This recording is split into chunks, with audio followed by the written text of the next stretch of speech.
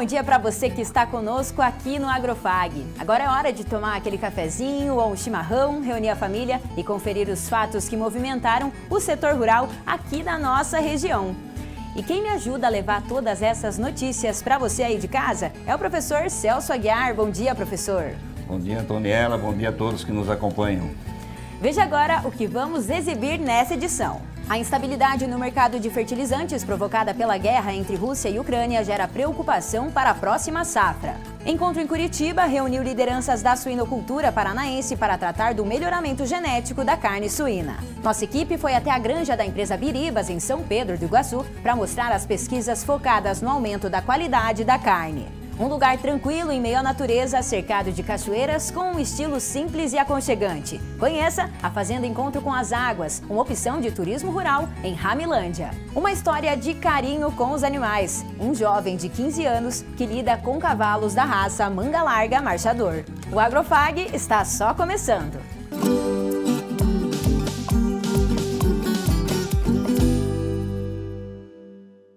Nos últimos dias, um assunto que tem chamado muito a atenção dos produtores rurais é a instabilidade no mercado de fertilizantes provocada pela guerra entre Rússia e Ucrânia. Aqui na região oeste, a preocupação é de que os impactos desse conflito reflitam na próxima safra. Os agricultores ainda nem se recuperaram da última safra de verão, que teve baixa produtividade, e já surgiu um novo desafio pela frente: o risco de faltar fertilizantes para as culturas semeadas a partir de outubro.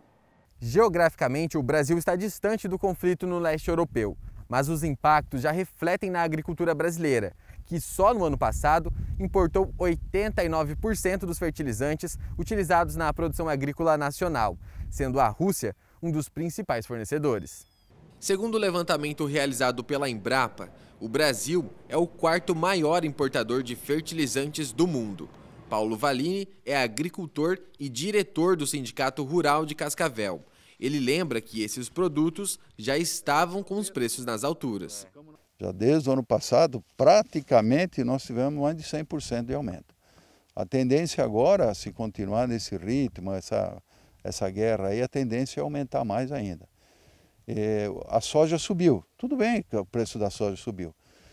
Quem colheu, tudo bem, mas e a maioria que não colheu? Não adianta a soja estar R$200, mas se você não tem a soja. Então, não adianta nada. Então, você vai pagar caro por um fertilizante. Se você tivesse soja suficiente, cobriria os custos. Para o agronegócio, a situação é preocupante, mas o agricultor pode adotar algumas medidas para amenizar os impactos da crise.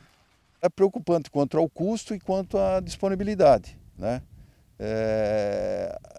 Existe a possibilidade, veja bem, nós temos muitos agricultores que ao longo dos anos vêm fazendo a coisa bem certinha, vem colocando a quantidade de fertilizante necessária, vem colocando matéria orgânica através de cama de aviário e tal.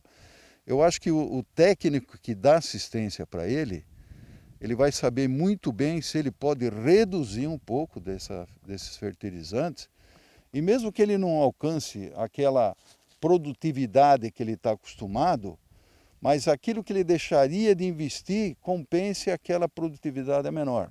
Mas isso tem que ser um trabalho técnico muito consciente, muito sério, entre o produtor e o seu técnico. Mas isso é possível que venha acontecer. Então você pode reduzir um pouco a tua adubação sem perder tanto a sua produtividade.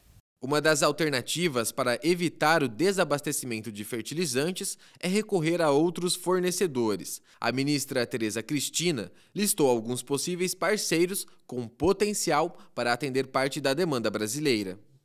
Nós temos que ter muita cautela nesse momento e o plano, eu disse que nós teríamos um plano A e um plano B, né? O plano A, né, é buscar outros parceiros que a gente terá que importar talvez quantidades menores, mas que são parceiros importantes nesse momento.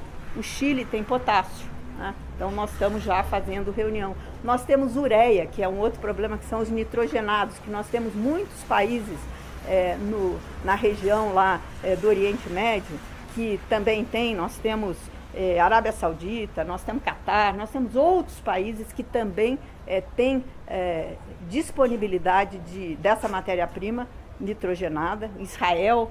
Então nós temos aí algumas alternativas para suprir, né, essa deficiência que a gente pode vir a ter. Eu não estou dizendo que a gente terá, que pode vir a ter. Então esse é o plano, caso a gente tenha que diminuir ou não receber, por algum motivo, esses fertilizantes desses dois países.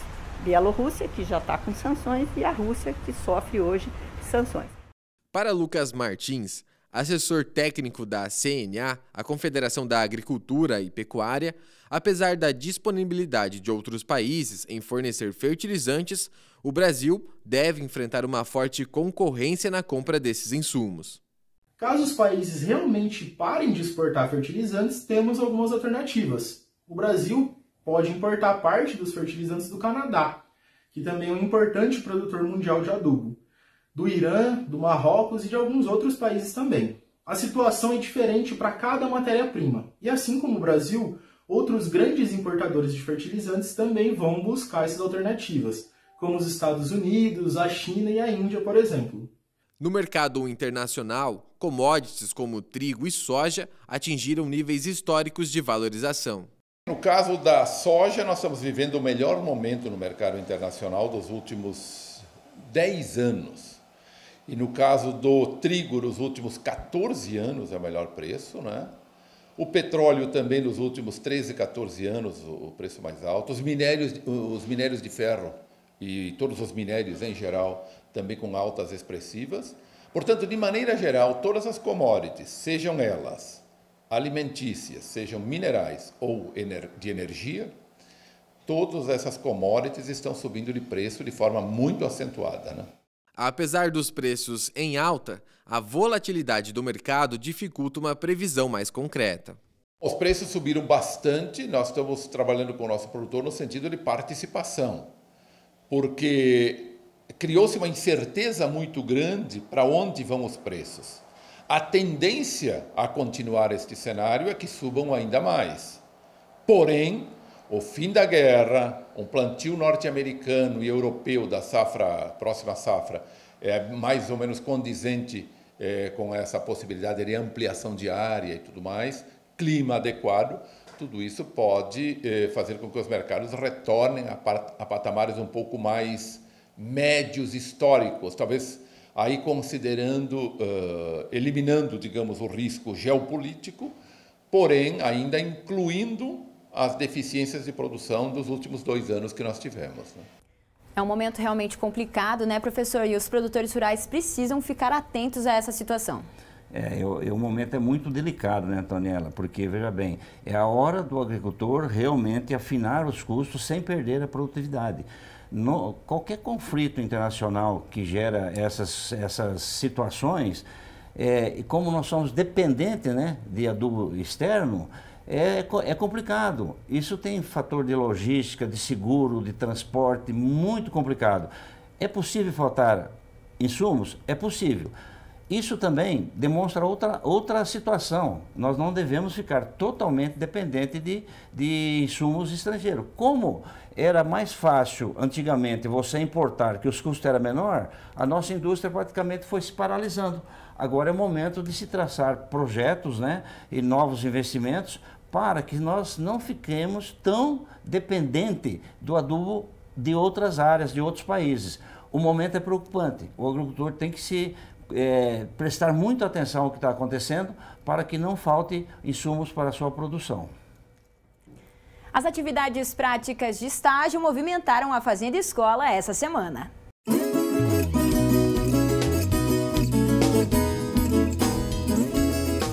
Bom dia! Essa semana iniciaram os estágios aqui na Fazenda Escola e a primeira turma já foi para o campo participar da colheita de soja com a nossa equipe. E durante a atividade, eles puderam avaliar a estimativa de perdas na colheita através da metodologia do copo medidor da Embrapa. Essa metodologia é utilizada após a passagem da colhedora, em que colocamos uma corda com 2 metros quadrados de área, onde a plataforma passou, e coletamos todos os grãos de soja, inclusive os quebrados e os que estão dentro da vagem. Em seguida, é colocado em um copo medidor que contém escala graduada em sacos por hectare, determinando a perda. Essa é uma metodologia rápida e fácil de avaliar as perdas, e tomar as providências necessárias. Além disso, os estagiários também participaram da instalação de um projeto de pesquisa com os professores Elton e Augustinho, semeando manualmente diferentes cultivares de crotalária, milheto, feijão e pé de galinha, com o objetivo de avaliar a produtividade do trigo e posteriormente da soja sob diferentes coberturas de solo. Não deixem de nos acompanhar no @agrofag e ficar por dentro das atividades que rolam por aqui. Nos vemos na próxima semana, um bom domingo a todos e até lá! Um encontro técnico realizado essa semana em Curitiba reuniu lideranças da suinocultura paranaense para tratar de um tema importante, o melhoramento genético da carne suína. O evento, realizado na sede da FETAEP, foi promovido pela empresa Biribas, em parceria com o Senar, o Serviço Nacional de Aprendizagem Rural. No encontro, foram abordados temas como o mercado da carne e custos e sistemas de produção. Na abertura, o secretário estadual de Agricultura, Norberto Ortigara, destacou a importância do setor para a economia. Então, essa é uma cadeia relevante da nossa economia do Paraná. É a quinta cadeia que mais gera valor no meio rural paranaense, é o porco. E com esse crescimento aí desenhado nas várias frentes, ele permite a gente minimamente ousar, sonhar que a gente vai ter mais gente envolvida, vai gerar algumas oportunidades de emprego. Investir em melhoramento genético é uma das estratégias para fortalecer a suinocultura paranaense. Para ver de perto uma dessas iniciativas, a nossa equipe foi até a granja da empresa Biribas, que desenvolve pesquisas a fim de aumentar a produtividade e a qualidade da carne. É no interior do município de São Pedro do Iguaçu, no oeste do Paraná, que está localizada a maior empresa independente de genética suína do Brasil. Essa é uma das granjas da Biribas. Aqui encontramos mais de 500 matrizes e reprodutores de 6 raças, entre nacionais e estrangeiras. São animais com alto padrão de desempenho e qualidade de carne superior ao mercado tradicional. O Luiz é médico veterinário e um dos proprietários do empreendimento que está na família há gerações. A Biribas, ela nasceu lá na época com meu bisavô, ele já mexia com suínos. E, em consequência, meu avô, após isso, meu pai assumiu e agora eu e meu irmão estamos tocando a empresa. Com a parte de melhoramento genético, com reprodutores, ela surgiu com o propósito, inicialmente, de atender a produção em que se exigia aqui na região de material genético para as integradoras, Inicialmente a Sadia, que se instalou em Toledo, e depois nós expandimos para atender o mercado nacional. Desde então, isso aí lá por 1970, nós comercializamos animais para o Brasil inteiro. Participávamos de diversas feiras agropecuárias, no auge das feiras, e começamos a desenvolver essa parte de melhoramento genético para você conseguir trazer sempre animais, conseguir produzir animais sempre superiores às gerações anteriores. Com isso, buscando sempre viabilizar mais o pequeno produtor, os nossos clientes, para ele ter um produto dentro da sua granja em que ele vai conseguir ter melhores índices zootécnicos e, consequentemente, reduzir o principal custo dele, que é a alimentação. A granja possui ciclo completo, ou seja, todas as fases que envolvem a criação de suínos. A maternidade é um desses setores. Esses dutos de ar ajudam a manter o ambiente na temperatura ideal para os suínos. Então, você tem que dar temperatura adequada, uma nutrição balanceada, um ambiente em que ele não se estresse, em que eles fiquem deitados, tranquilos, não demonstrem anomalias de sintomas que eles estão demonstrando estresse. Todo o estresse que é provocado no animal, ele perde em desempenho. Qualquer estresse, tanto alimentar, tanto de movimentação brusca com os animais, a orientação do pessoal que trabalha para não ser ríspido, ser calmo, Isso tudo traz, o animal te retorna com um desempenho zootécnico. Tá? Então, assim, de modo geral, a suinicultura, a gente precisa entender o animal e respeitar as necessidades deles. Desde os primeiros dias de vida, os leitões recebem os cuidados necessários para garantir o patamar alcançado pelos animais da Biribas. Isso inclui um protocolo rigoroso de vacinação, somado a uma alimentação balanceada de acordo com a idade.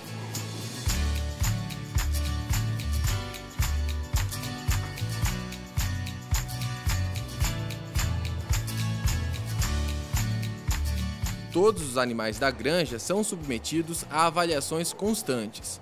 Esses testes coletam informações que compõem o banco de dados da Biribas, uma rotina que faz parte do trabalho para o melhoramento genético. É assim que foi identificado o potencial da raça Moura, que possui carne com alto teor de marmoreio e boa taxa de crescimento, ideal para pequenos produtores que buscam explorar cortes nobres.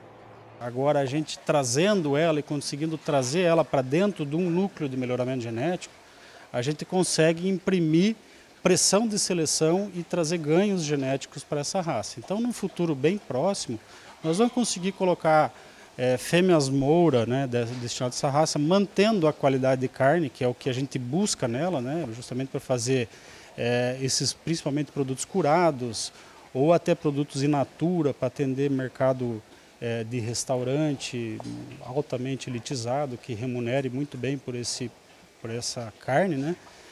Mas nós vamos também conseguir imprimir nela uma melhora nos índices zootécnicos, né? Fazendo com que, ao longo do tempo, ela vá produzir mais leitão, ela vai produzir uma taxa de ganho de peso melhor, uma conversão alimentar mais eficiente na conversão de ração em carne. O trabalho da Biribas vai além da granja que nós visitamos. Toda a análise dos dados e informações coletadas lá, elas são analisadas em Santa Catarina com o geneticista Renato Irgang, que é com quem eu converso agora. Renato, como que a ciência ela pode ajudar para a difusão da raça Moura aqui no Brasil?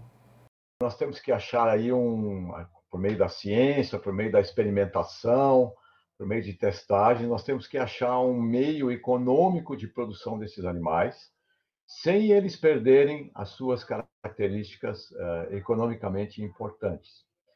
Esse banco de dados que a gente recebe, então, ele é tratado estatisticamente, né? A gente analisa os dados estatisticamente e a gente compara os animais contemporâneos, animais, por exemplo, que encerraram uma participação num teste agora, com os animais que já participaram do mesmo teste no passado.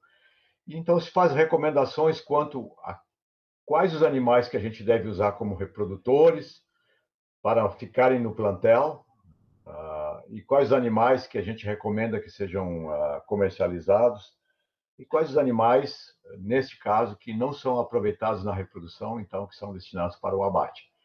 Então, a ciência pode dar uma contribuição, eu creio que boa, para o aproveitamento dessa raça. É impressionante o que está sendo feito em outros países com essas raças, vamos chamar assim, não industriais, né? O pessoal está estudando muito essas raças, está olhando a parte da genômica delas também. Então, aqui no Brasil nós temos que olhar a genômica para procurar identificar genes nessas raças responsáveis por resistência a algumas doenças em suínos, os genes associados aí com a produção de leitões, os genes associados com qualidade de carne, né? Ou seja, a ciência tem tudo para trabalhar, tem tudo para ela fazer nessa raça Moura, e eu diria que a gente está começando, né, esse trabalho. Em quais pontos que essa raça ela precisa melhorar? Quais pontos que nós podemos melhorar nessa raça para que ela seja viabilizada economicamente? Essa raça ela tem um número limitado de leitões que ela produz, em torno de 9 a 10 em média. Hoje os nossos genótipos industriais estão produzindo 15, 16, 18 até 20 leitões. Tá? Não estou querendo dizer aqui que Moura tem que ir para esse nível, né? mas estou dizendo que Moura é uma raça que produz um número inferior, menor de animais. É característico dessa raça, ela nunca foi trabalhada geneticamente para melhorar o número de leitões nascidos. E eu não sei se nós devemos trabalhá-la intensivamente para isso, mas nós precisamos achar um jeito de melhorar a taxa de crescimento desses animais, selecionando para reprodutores dos animais mais pesados a uma determinada idade, dentro de um determinado sistema de alimentação. É possível a gente fazer alguns ganhos genéticos, para o produtor também ter um desfrute mais rápido da produção desses animais. E nós temos que realmente estudar aí a parte do marmoreio, né? E valorizar aqueles animais que têm um grande teor de carne com um alto teor de marmoreio na carne. Para alcançar esse objetivo, Renato, nós precisamos ter um banco de dados muito rico em informações, não é mesmo? Isso.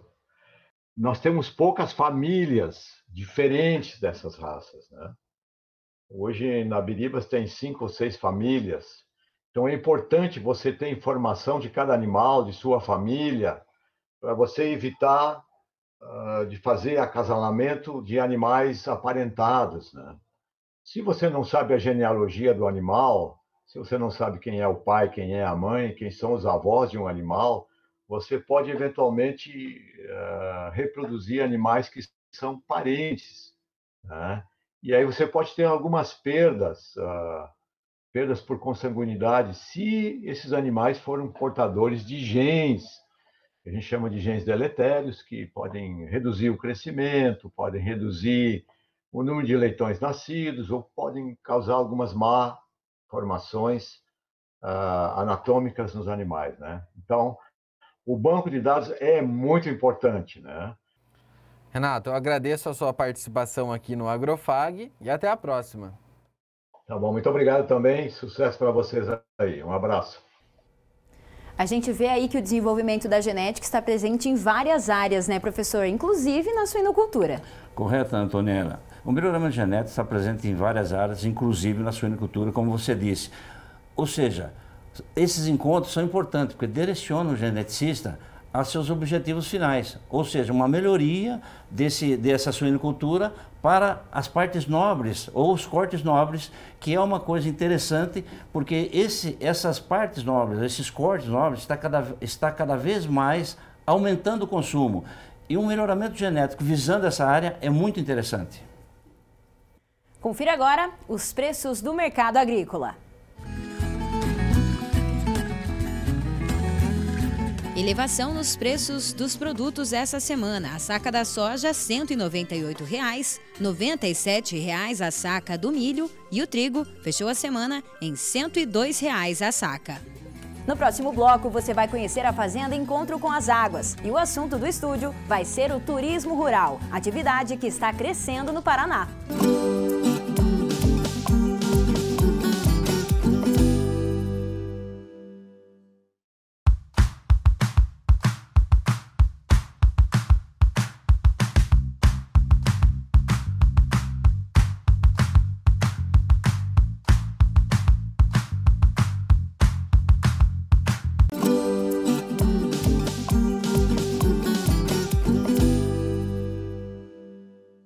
Lugar tranquilo, em meio à natureza, cachoeiras e com um estilo simples e aconchegante.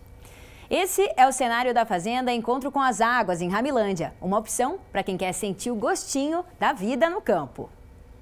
O ponto de partida, Cascavel, e o destino a 75 quilômetros, Ramilândia, cidade do oeste do Paraná que tem cerca de 5.000 habitantes. O cenário rural da cidade reúne o colorido dos montes, a boiada no pasto e a fluidez das cachoeiras.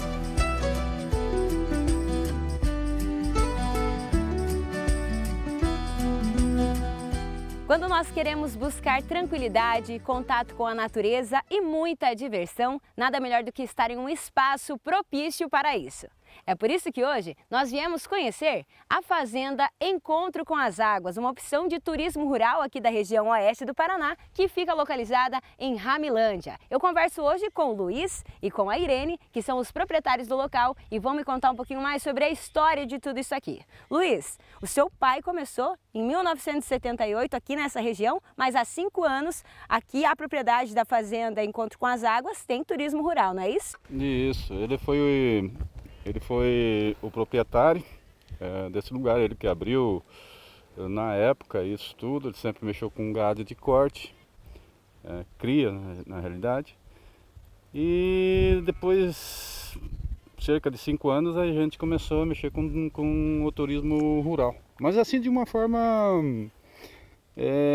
quase que espontânea, assim, não foi nada muito planejado. E as coisas foram se encaminhando de uma forma que tivemos que expandir a questão do turismo rural. Já no início do passeio pela fazenda, o contato com os animais é algo que aproxima os hóspedes da rotina no campo. Começando pela receptividade da Tequila, a companheira da família, que ajuda a guiar os visitantes em cada um dos ambientes da fazenda. Seguindo para o passeio a cavalo, prática que já está inclusa no plano de quem se hospeda no local. Para nós começarmos o nosso passeio aqui pela Fazenda Encontro com as Águas, a gente já deixou tudo preparado, olha só. A Irene e o Júlio vão nos guiar até a primeira cachoeira. Mas para a gente entender como é que funciona tudo isso aqui, estamos com 2 estrelas realmente do local, né? A estrela cadente e a estrela que é as 2 éguas daqui da fazenda, né, Irene? Isso. Super dóceis, super indicadas para as pessoas virem e fazerem os passeios com elas e principalmente as crianças, né? As crianças. A estrela, nossa princesa ali, ela é totalmente preparada para as crianças. Então, quando o pai, a mãe vem para a fazenda, às vezes as crianças nunca viram um animal, nunca tiveram contato com o animal. Em algumas horas que elas estão aqui com a gente, a criança já cavalga sozinha na estrela. Ela é totalmente preparada para esses momentos em família. Em seguida, o Luiz e a Irene nos levaram para conhecer a primeira acomodação. No caminho até a cabana, eles oferecem passeio a cavalo ou ainda o jipe da fazenda, guiado por eles. Essa é a cabana da cachoeira. Essa foi a nossa primeira cabana, foi construída com madeiras reaproveitadas aqui da fazenda mesmo. Essa foi uma das cabanas que o meu sogro, o seu Tranquilo, acompanhou, nos ajudou na escolha do local. Então o nosso hóspede vem e tem esse contato com a natureza toda em volta, o barulhinho da cachoeira, que você pode estar ouvindo nesse momento, né?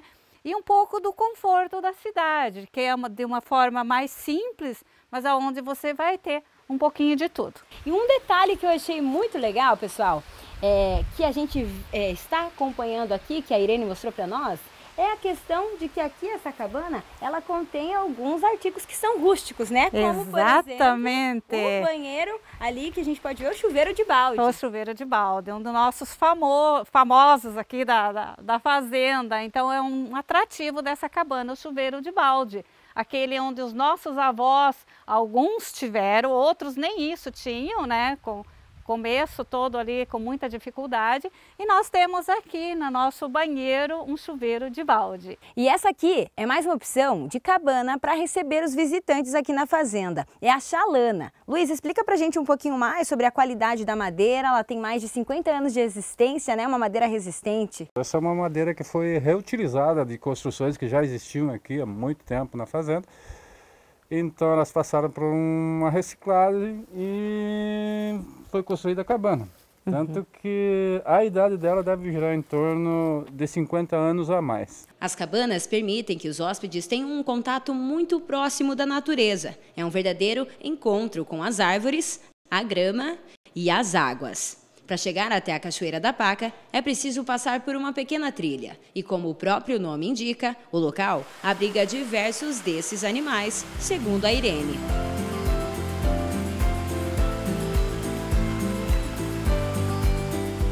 Depois de nós apreciarmos o barulho da água e a bela paisagem, fomos em rumo à próxima cachoeira. Dentre os 150 hectares que a fazenda contém, mais uma opção em que os visitantes podem encontrar aqui é essa cachoeira, a Cachoeira da Lontra, né, Luiz? Isso.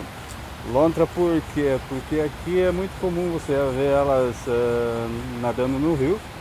E agora, um pouquinho logo depois do inverno, teve uma que criou aqui, estava com filhotes.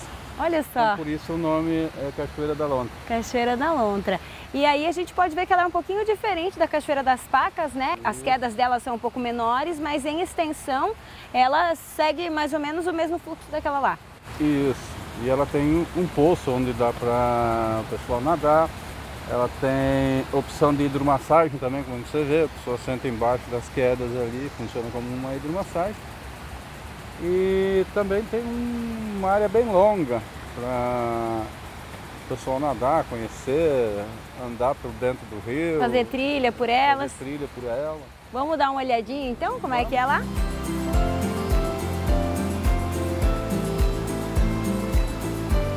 Depois de conhecer tantos espaços legais aqui na fazenda, a gente chegou em um dos que mais chama a atenção de todos os visitantes por aqui, que é a cabana As Cabanas.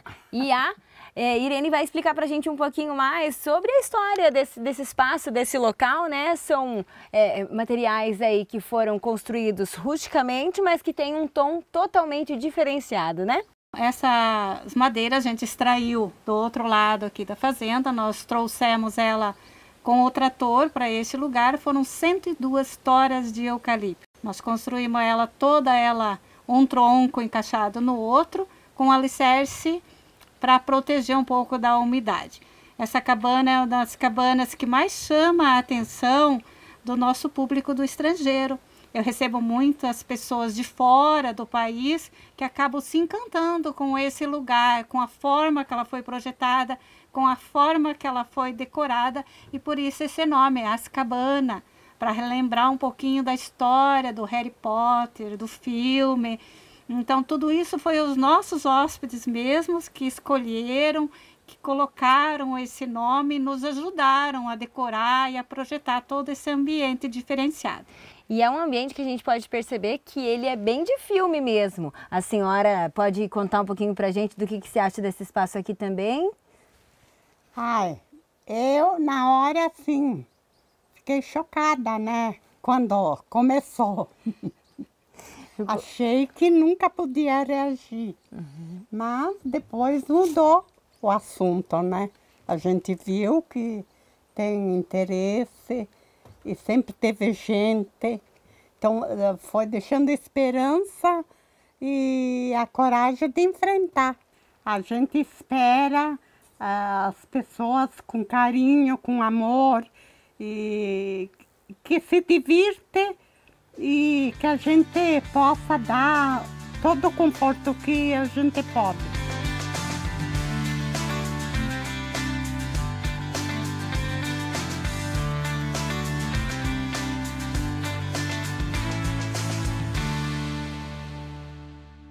Muito bacana esse espaço em contato com a natureza, a tranquilidade e também a receptividade do pessoal da Fazenda Encontro com as Águas. A gente super indica para quem quiser conhecer, é muito legal realmente. E a missão da ADETUR é promover e desenvolver o turismo rural, valorizando os costumes locais, a preservação ambiental e também social, sendo reconhecida pela qualidade e efetividade no desenvolvimento do turismo regional.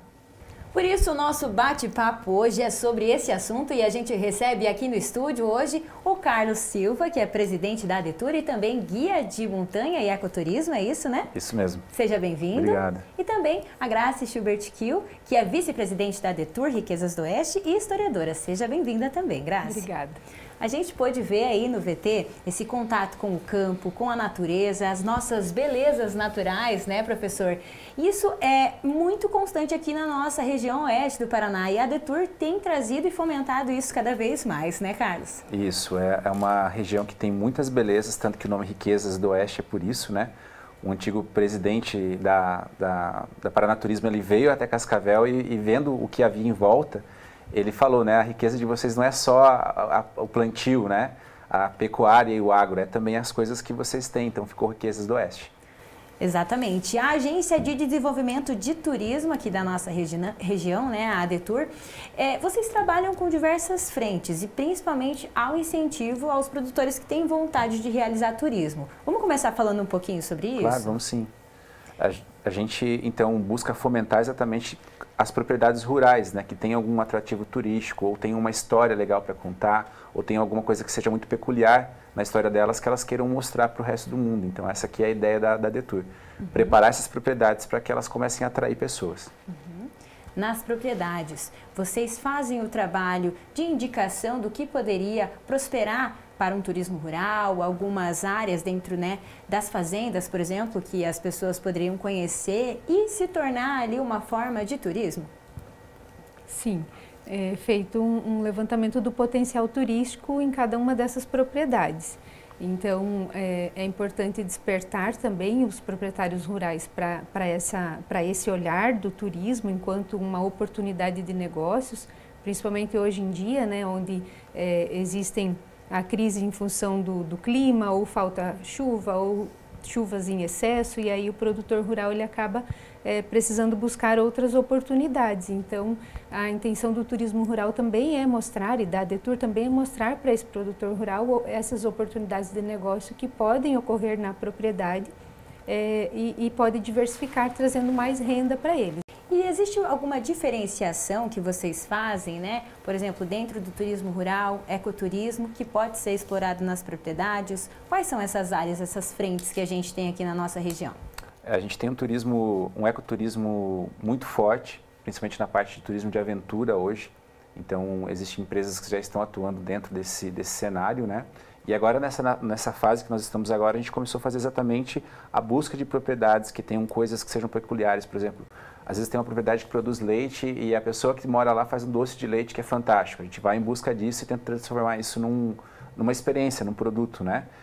A Graça mesmo, a gente tem uma trilha que vamos fazer aí no dia 19, em que ela vai produzir cervejas artesanais. Então a gente buscou abrir uma trilha na propriedade dela e com isso explorar, mas a cerveja vem da história da família dela, da descendência alemã. Então, além de mostrar, a gente quer contar um pouco da história, né, que eu acho que também é muito legal. O turismo, acho que a gente viaja para isso, né, para a gente saber a história do lugar, como é que aquilo chegou a ser o que é hoje. Então, acho que é por aí que a gente está indo.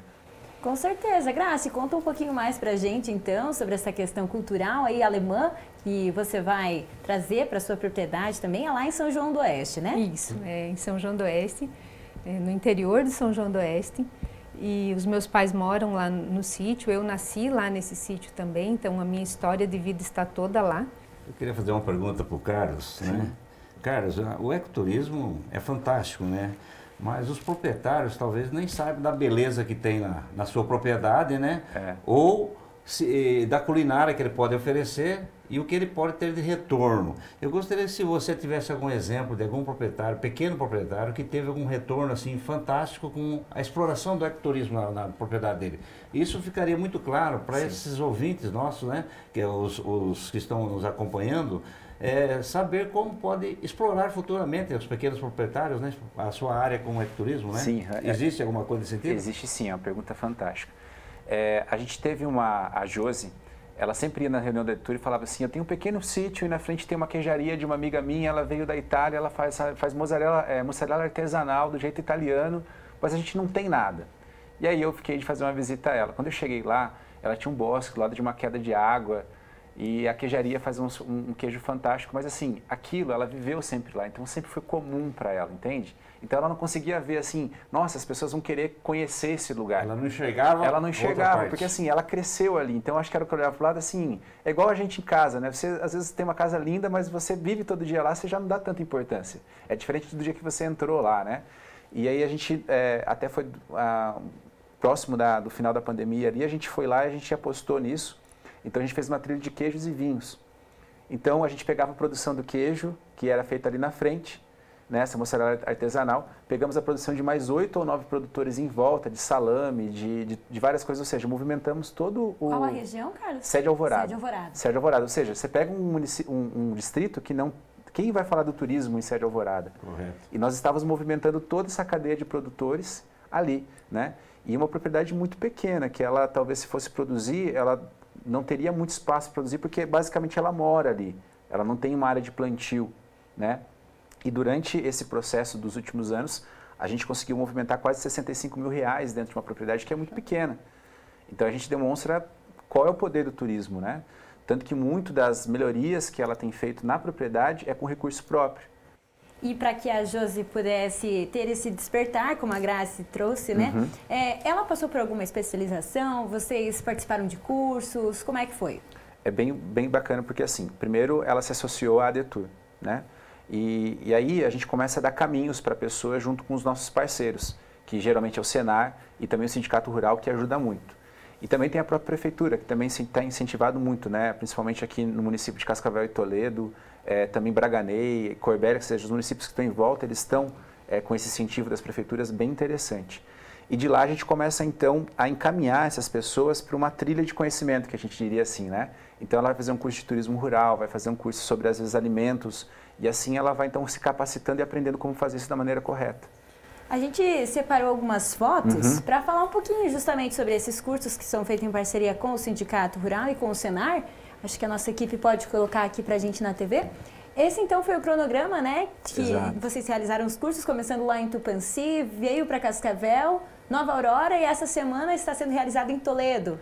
Temos mais fotos durante essa realização desses cursos, inclusive essa foto foi lá no seu sítio, né, Graça, em São João do Oeste? Durante o curso de turismo rural, esse curso específico, são feitas visitas às propriedades dos alunos que estão participando do curso e também de propriedades onde o turismo já está acontecendo, já está implantado.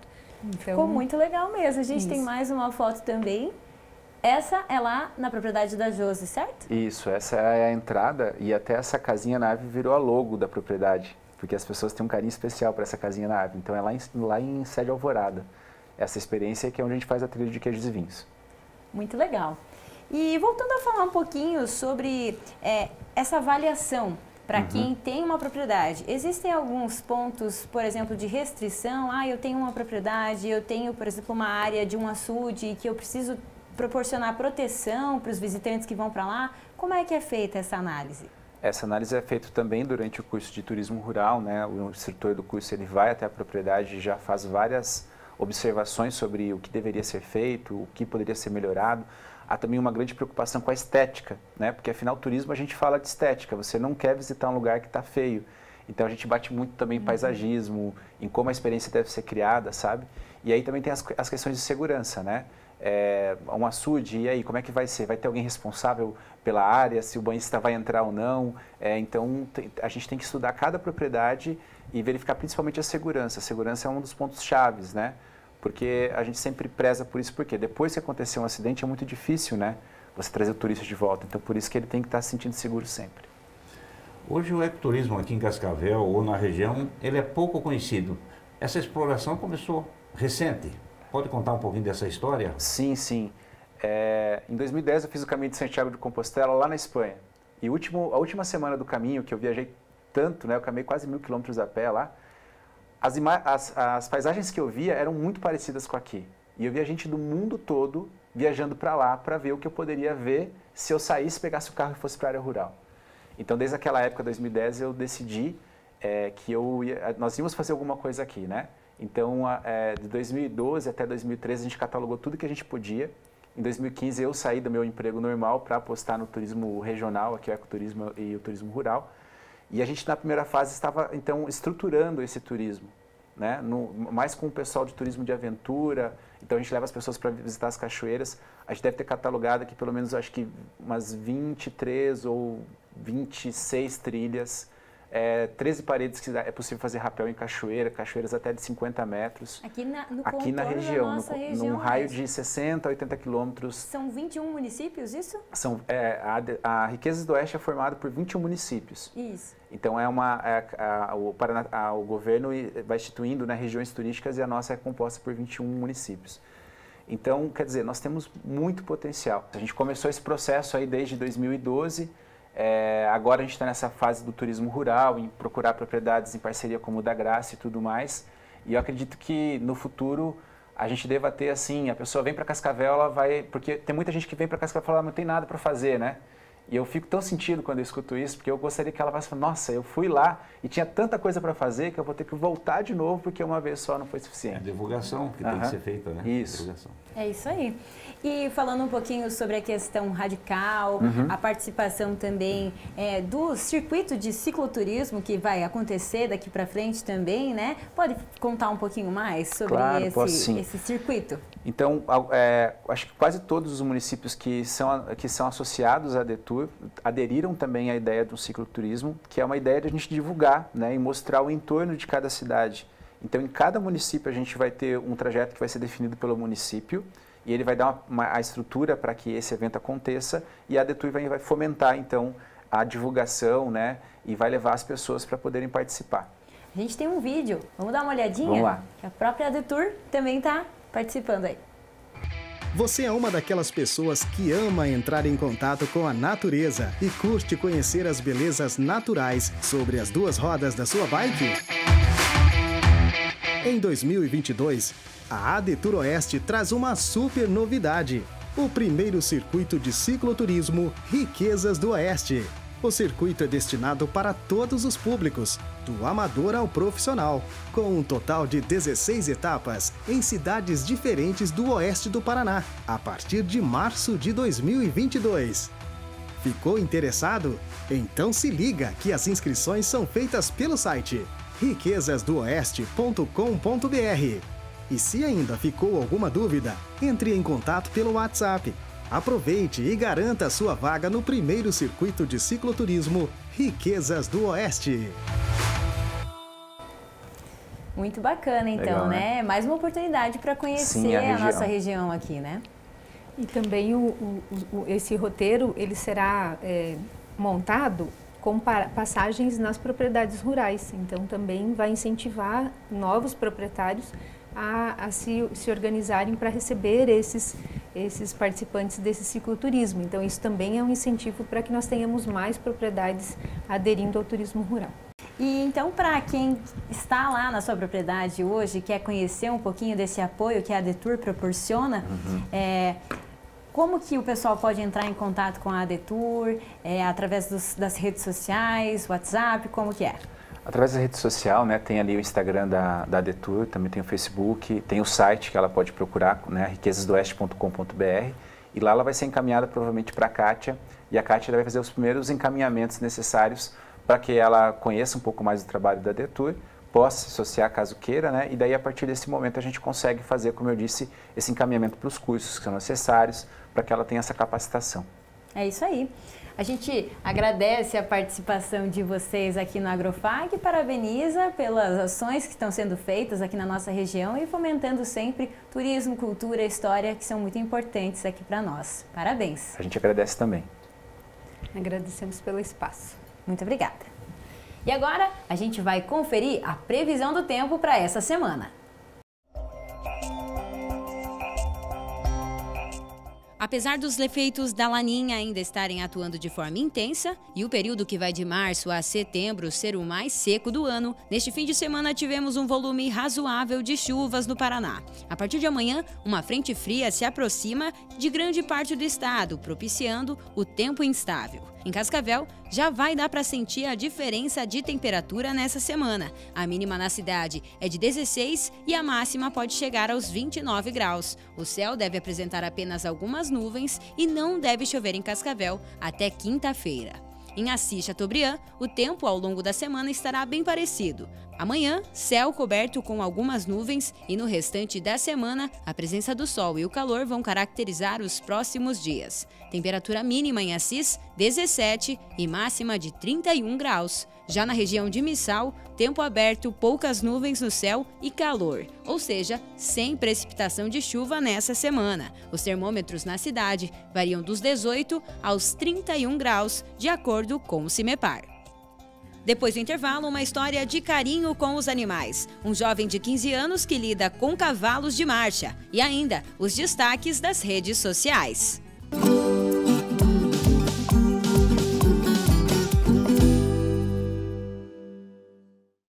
conectados ao mundo. Somos todos, somos um só, somos muito mais. Global Connection. Descubra um novo programa de pós-graduação Centro Universitário FAG. Acesse o site e conheça os cursos disponíveis, conexões internacionais e experiências transformadoras. fag.edu.br/pós. Inscrições pelo fone 4533213964. Pós-graduação Centro FAG. Global Connection. Realize.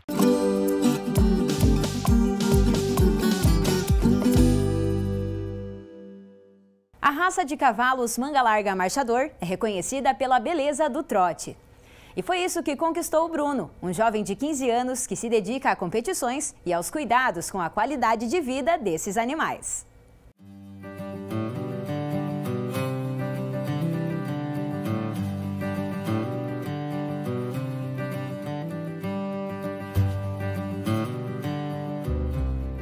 Nós viemos até um Aras que fica aqui no interior de Cascavel para conhecermos a história do Bruno, que é apaixonado por cavalos e que hoje vai contar um pouquinho mais da história dele para nós.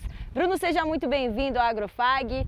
A sua história com os cavalos começou em 2018, é isso? Isso mesmo. Muito obrigado pela oportunidade de estar aqui no Agrofag. A minha história com o cavalo é bem comovida mesmo. Eu comecei a andar de cavalo a partir de 2018, com entre 12 e 13 anos de idade.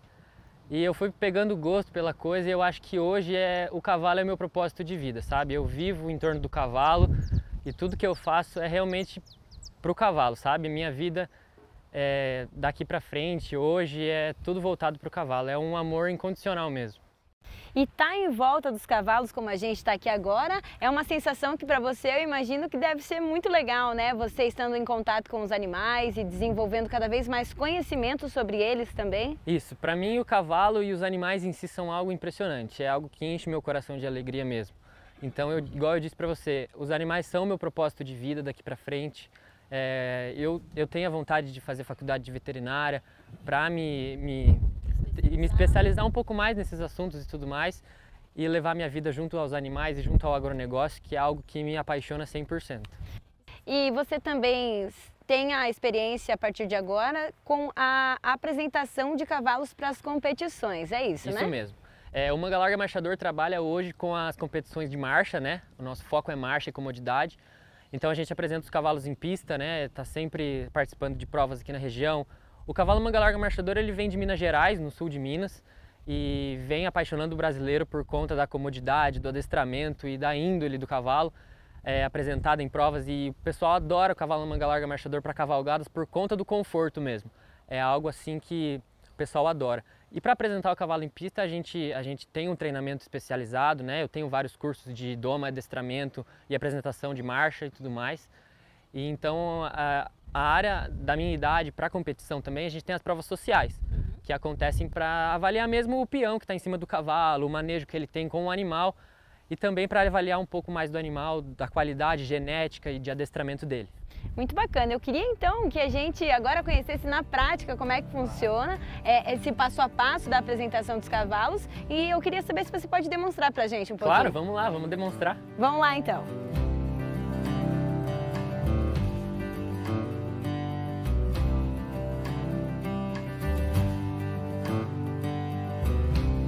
Antes de nós conferirmos o processo de apresentação desse animal em pista, a gente vai conversar agora com o Bruno sobre os equipamentos que são necessários para o cavalo, né, que antecede aí a parte da apresentação. Pode explicar para a gente um pouquinho, Bruno? Isso mesmo. A gente começa na preparação do animal, sempre escovando ele porque é um hábito muito importante.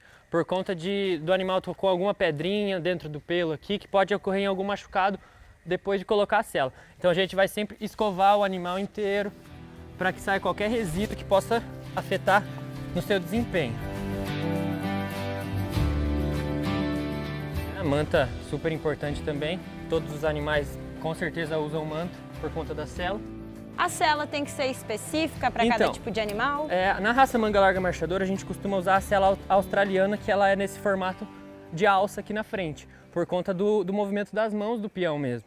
No quarto de milha, que usa muito para corrida de tiro, ou para laço, eles usam com pito na sela aqui.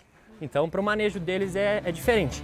Já para o Manga Larga Marchador, a sela australiana é melhor.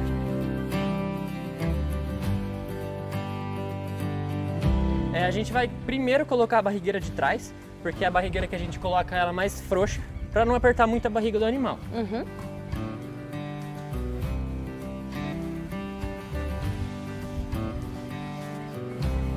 Aqui na parte da frente a gente pode apertar um pouco mais, porque a musculatura aqui é mais firme, então para a sela não ficar muito bamba mesmo e pro peão não acabar caindo. Para dar mais estabilidade. Isso, uma estabilidade melhor pro cavalo e pro cavaleiro.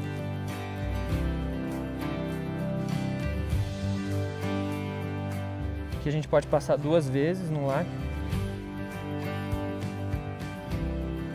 A amarração é bem simples, se você quiser mostrar aqui pro pessoal, essa argola aqui a gente passa ela por dentro e depois faz uma amarração por fora, indo para dentro de novo e passa por dentro do nó, fechando assim a sela firme. Aqui agora a gente vai colocar a cabeçada, que essa parte aqui do bridão vai dentro da boca do animal para a gente controlar ele e tudo mais.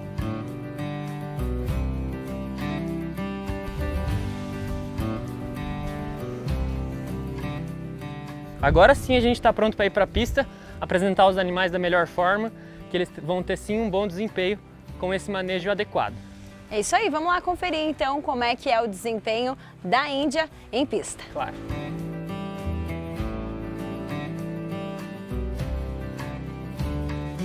Normalmente nos concursos de marcha a gente avalia alguns quesitos que no animal é muito vantajoso, no manga larga marchador principalmente, que é o andamento, a comodidade, a regularidade, o rendimento e o adestramento, que são os principais pontos de avaliação mesmo do cavalo manga larga marchador. Essa égua, por exemplo, é uma égua de top muito bom, então ela tem uma boa comodidade, um bom andamento, um gesto bonito, e é isso que o pessoal gosta de avaliar bastante nos animais. É isso aí então, né, Bruno? Hoje a gente conheceu um pouquinho mais sobre essa raça do manga larga marchador e sobre o seu trabalho também. Para quem quiser conhecer mais sobre esses animais, a tua indicação é de que é uma experiência muito bacana. É uma experiência única mesmo. O cavalo manga larga marchador apaixona corações de quem conhece essa raça, por ser uma raça de uma índole boa, de docilidade boa. E eu recomendo para vocês do programa Agrofag e para os telespectadores que estão nos assistindo, que venham conhecer o nosso cavalo e a nossa cultura, que é apaixonante. Muito bem. É isso aí, Bruno. Obrigada pela sua participação aqui hoje e parabéns pelo seu trabalho. Eu que agradeço pela oportunidade de estar aqui com vocês. Foi uma experiência incrível e até mais. Até mais. Obrigado.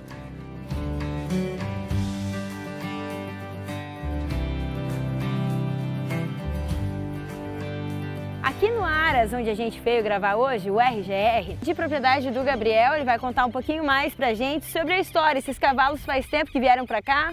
Esses cavalos estão aqui, a gente cria faz 5 anos e dentro desse tempo que a gente cria, a gente teve vários amigos, conhecemos bastante pessoas e o intuito aqui é o lazer, tanto meu quanto da minha família, quanto para os meus amigos, e é um prazer estar recebendo vocês aqui hoje. Você e o Bruno já têm essa parceria há um tempo também? Sim, eu conheci o Bruno, ele veio até mim buscando um cavalo para ele, para o usuário, e a gente acabou criando uma amizade muito legal referente ao cavalo, conversando sobre o cavalo, trocamos bastante mensagens sobre o cavalo, e hoje ele tem a loja com bastante produtos que acaba sendo de bastante utilidade aqui para nós e para todos da região aí. Que bacana! E falando um pouquinho sobre essa raça, ela é de Minas Gerais, veio para cá, aqui na nossa região tem algumas outras localidades que também tem ela nas suas propriedades? Então, essa é uma raça oriunda de Minas Gerais. O berço da raça é considerado Cruzilho, uma cidade lá em Minas Gerais, é onde tem uma das grandes populações de manga larga marchador. E aqui na região não é uma raça que está tão difundida. Tanta gente que é um dos únicos criadores aqui da região faz pouco tempo de criação, né? Que 5 anos no meio do cavalo é considerado um tempo pequeno de criação. E a gente espera fomentar a raça aí no estado e aumentar o número de usuários de marchador aqui na região que vem acontecendo.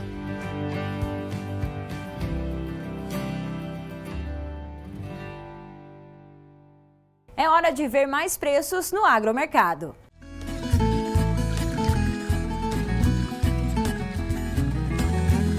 Em Cascavel, a arroba do boi gordo R$ 304,00, o quilo do suíno fechou a semana em R$ 6,03 e o quilo do frango R$ 5,01.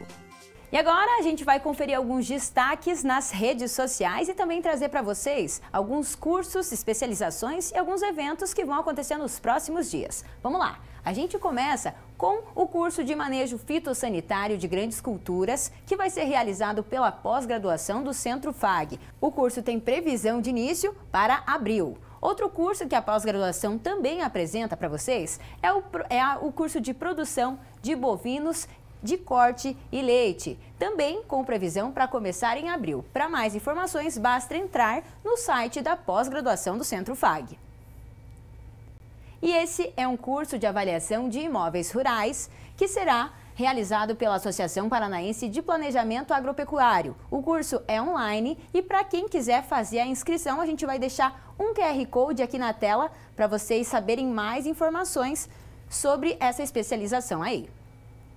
E aí a gente está conferindo imagens do jantar realizado na Areac essa semana em homenagem ao Dia Internacional das Mulheres. Cerca de 60 participantes estiveram nesse evento realizado pela Areac. A gente agradece também o convite, a equipe Agrofag esteve lá. A Carol, que faz parte da Areac, com a Isa, que ganhou um brinde durante o jantar. E também eu ganhei um brinde nesse jantar maravilhoso proporcionado pela Areac. A gente agradece. Aí a professora Ana Paula, também coordenadora do curso de agronomia. Muito bem. Esse é um registro ainda no jantar da Areac, da professora Ana Paula Mourão e também da professora Norma Lazarete com as egressas do curso de agronomia aqui do Centro FAG.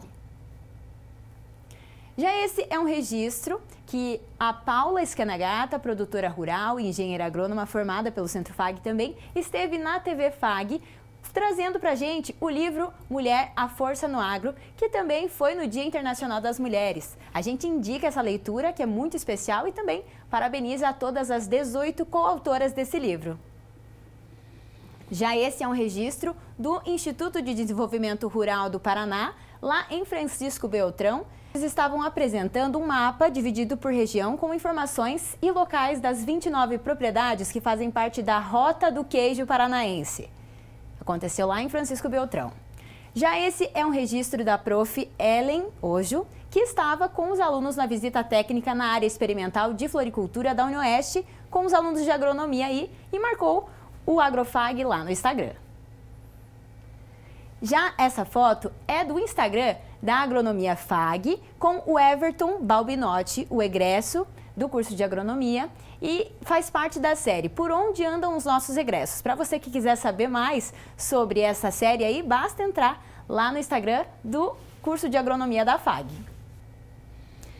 E agora a gente traz para vocês um evento da Copacol, é o segundo dia de campo de fertilidade, será nos dias 16 e 17, começa às 2 horas da tarde lá na rodovia PR-180, lá no campo da Copacol. Para quem quiser mais informações, basta entrar no site da empresa. Já esse é um convite para o Inova Meet Toledo, que vai acontecer durante os dias 31 a 2 de abril de 2022, mês que vem, então, né? E aí, para quem quiser saber mais informações e realizar a sua inscrição para o evento, basta entrar no site inovamit.com.br. E é com o convite para esse evento que a gente finaliza o Agrofag dessa semana. Professor Celso, eu te vejo no domingo que vem. Uma ótima semana para o senhor e para sua família também. Bom dia a todos. Bom dia a todos, até mais!